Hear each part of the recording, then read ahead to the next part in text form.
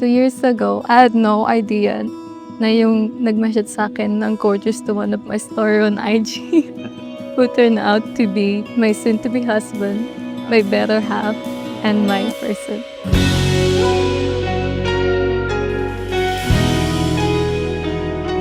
From the moment I've met you, my life changed in ways I never imagined.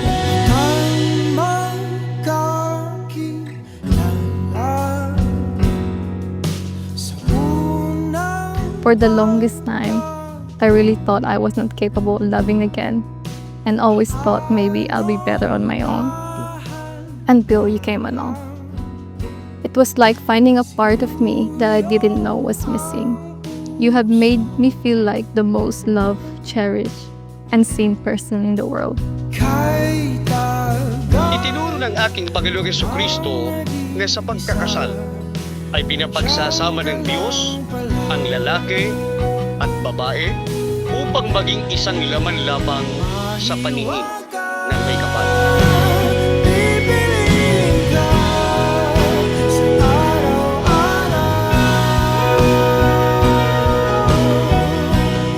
Thank you for loving me exactly for who I am. Thank you for walking into my life with so much patience and open heart. You've seen me and witnessed me at my best and worst version of myself, and yet to say, through all of it.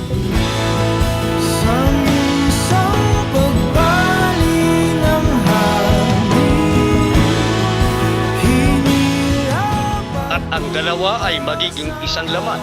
Kaya, hindi na sila dalawa, kundi isang laman. Ang pinapagsama nga ng Diyos ay huwag papaghiwalayin ng tao.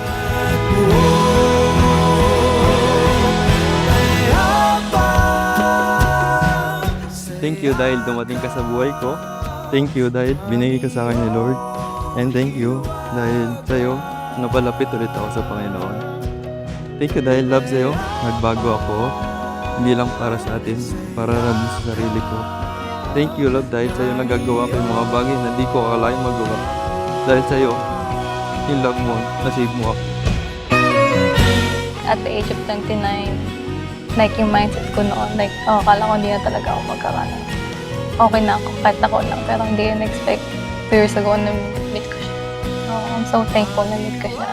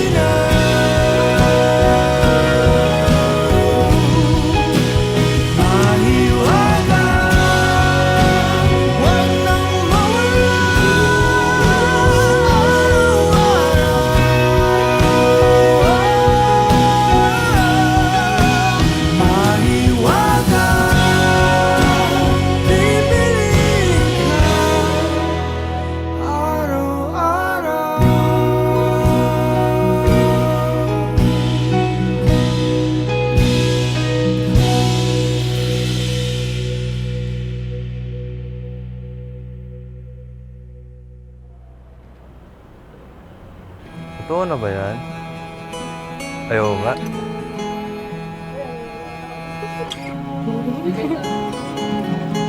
Ang ganda mo. Naiyak kami. Gusto mo, love? Wala ko na feel na, yung doubt ba, like, ang magaan yung feeling ko nung nag-propose siya. Hindi ko naisip at ang bilis, gano'n. Saka nakita ko talaga na talagang seryoso siya.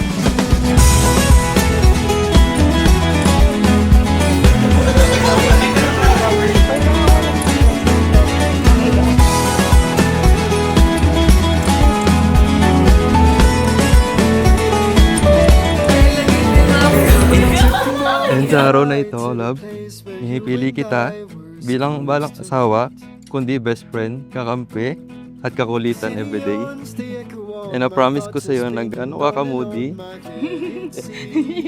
iintindihin kita, hindi ako mapapagod, hindi ako magsasawa, lagi kitang susuyuin. Basta minsan lang. Took a morning ride, found a place up in my mind no one else can see. Maybe it's fate that we lose control. Ngayon nag-asawa ka na, magpapamilya ka na talaga. Talagang pagbutihin nyo ang inyong pamumuhay. Kayo ni Amara magmamahalan. Mahal na mahal namin kayo. Thankful ako kasi sila yung naging parents ko. Alam mo, tama na kasi yung makeup ko maiiyak. Coming home to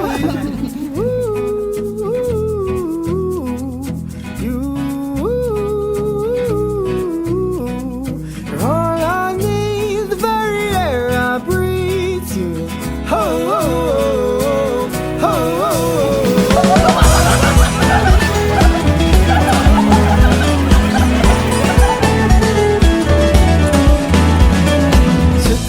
Sobrang saya ng puso ko, love. Kasi ikaw yung makasama ko habang buhay.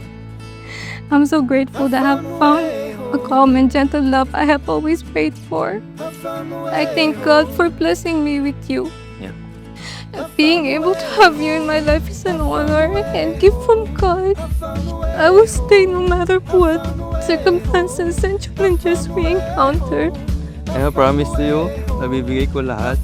Mapasaya ka lang. Promise ko na hindi magbabago ang pagmamahal ko sa'yo. So I'm coming home Palagi. to you.